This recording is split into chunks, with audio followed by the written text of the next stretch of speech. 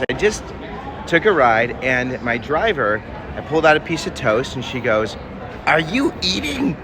And I said, "I am." And she goes, "You didn't ask permission?" And I said, I didn't know I needed to. She goes, "You don't just eat in someone's car. This is a private car. This is a private ride." And I said, I didn't know. I didn't need to eat. I didn't know. I was so flustered. And I put my food away, and I felt so bad. And I said to her, I said, the way you communicated with me made me feel really, really bad. And she goes, "I didn't make you feel bad." She goes, "You ate in the car." I said, "I didn't know I needed to ask permission. I didn't see any signs." She goes, "You go into a stranger's car, a private car, and you just pull out a piece of toast?" And I said, "Well, I eat in my car, and I didn't know." Then she takes a sip of coffee, and I said to her, I go, "You're able to drink in your car?" And she goes, "It's my car." And I said, "Well, I want you to know I respect rules. I do. I respect rules." And then I talked about, I said, "I'm actually an expert in communication and rejection."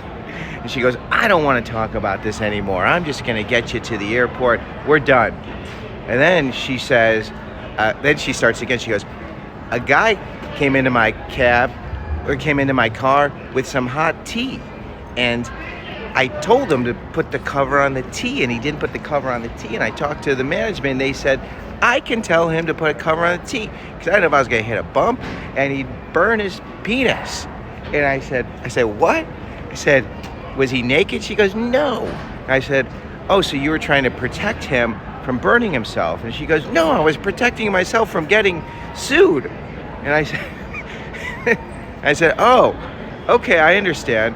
And then I explained, I said, "I want you to know, I don't like to upset people. I'm a very kind person." I said, "If we live together for the next year, you would see I'm a kind person. I don't want to break rules, and I'm really sorry. I didn't mean to." And she goes, "Some of my customers who I ride with, I let them eat." And I go, "You do?" And I go, "But you're not letting me eat." She goes, "No." It's the principle.